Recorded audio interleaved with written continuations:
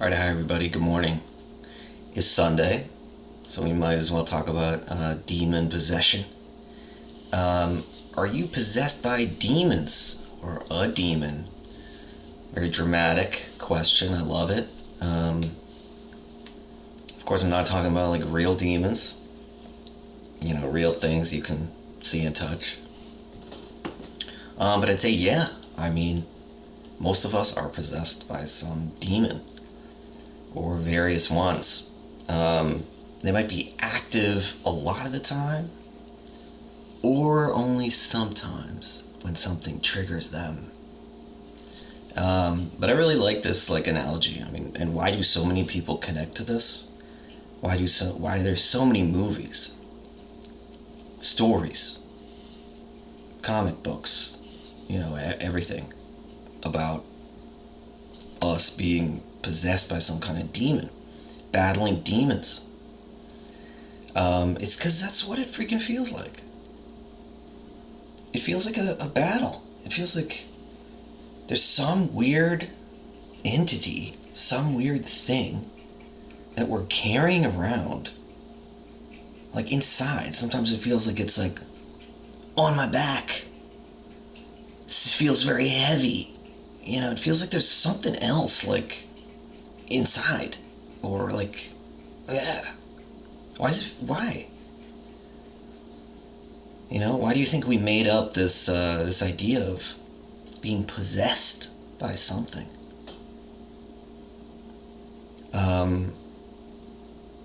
Because it's very accurate. Emotionally, it's accurate. Experientially, it's accurate.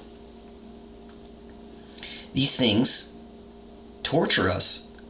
These demons are bad, right? There's not like a good demon. Those, you'd call that something else, maybe an angel. But most of the time, we don't pay attention to the angels. We pay attention to the demon. Because the demon is friggin' scary and very compelling and has a bunch of control over us. Hence, possession. Okay, it's like we're under the control of something else. This weird entity takes us over. And it's scary.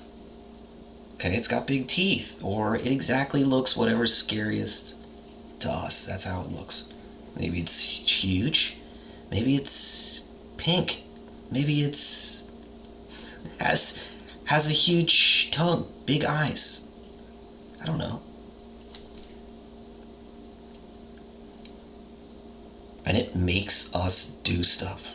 And most of the time, our demons make us do bad things. What's a bad thing? Something that hurts someone else, or something that hurts ourselves. We hurt ourselves probably more, much more, than we hurt other people. There are demons out there that keep their hosts, you, locked up in a friggin' room, unable to get out.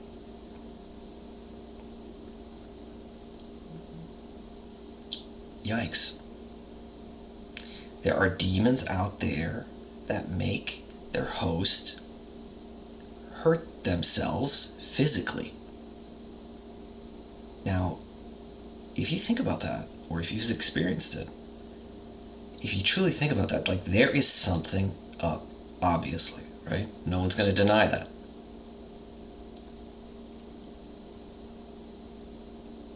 It seems that there's some kind of split between you and this thing. It takes over. You don't know what you're doing anymore. And something happens.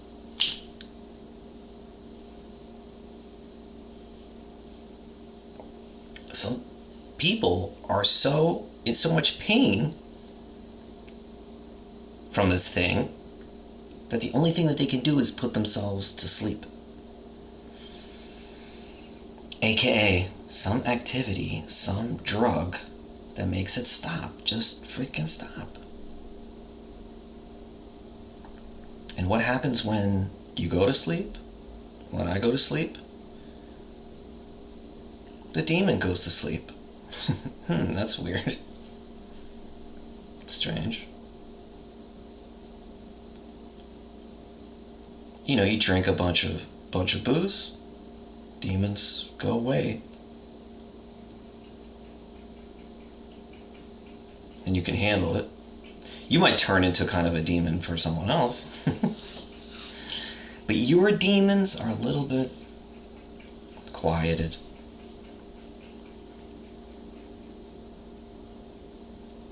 Which is another important thing about this analogy, is that it seems that the demon, needs you, needs your energy to exist. In lots of stories,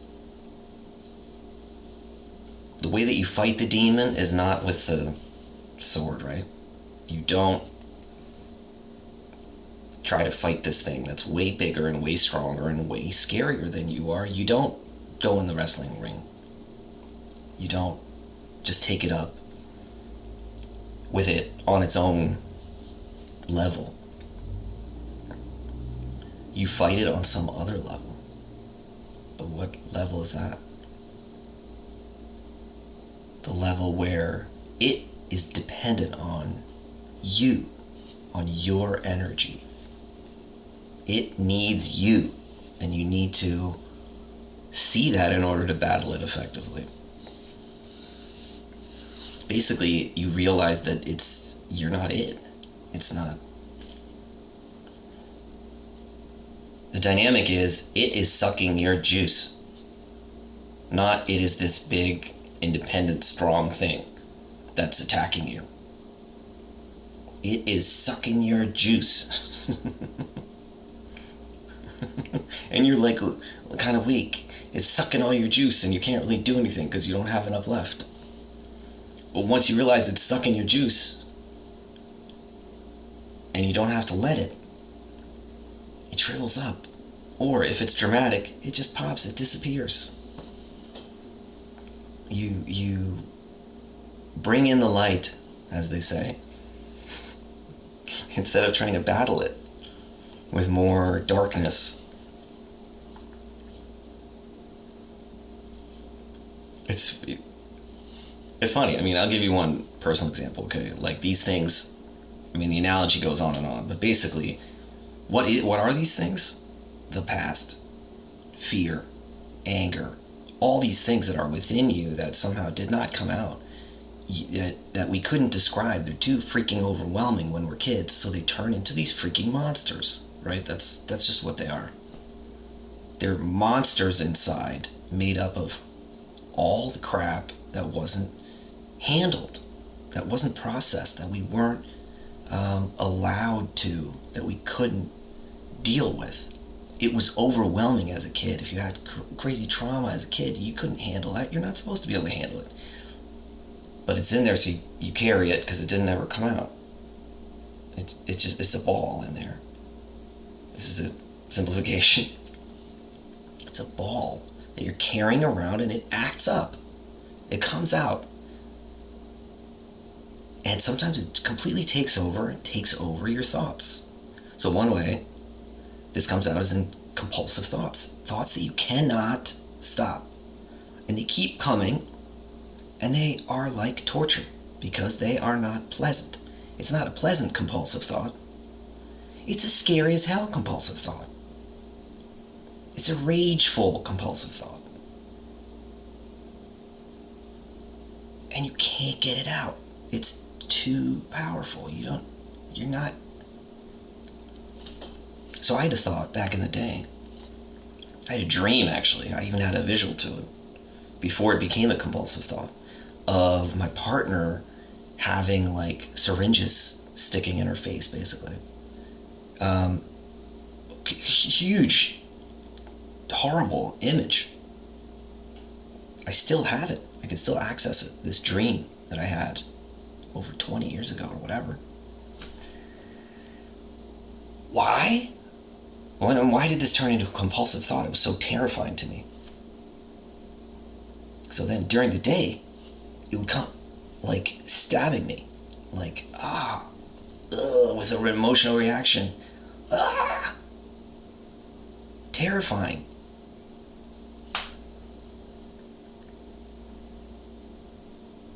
But what the hell was that about? Why? Well, having the compulsive thought, the demon bashing on me, is the thing that made me realize what I had inside that I was carrying around, and that was very active. And I had tried to keep it down, couldn't deal with it, overwhelming, which was basically a fear of losing someone to substances. That is a terror.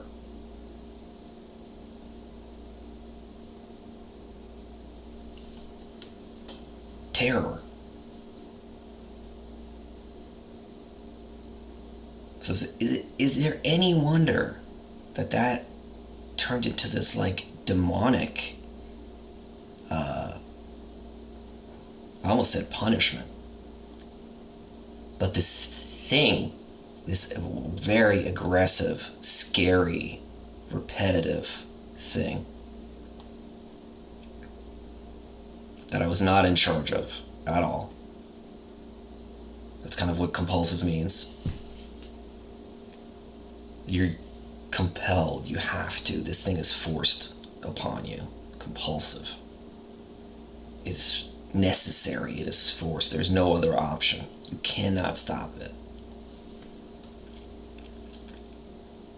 So that one, fear. There are others that are rage. And then how do you let it out? I mean, it gets to a point where you're like, you gotta freaking do something.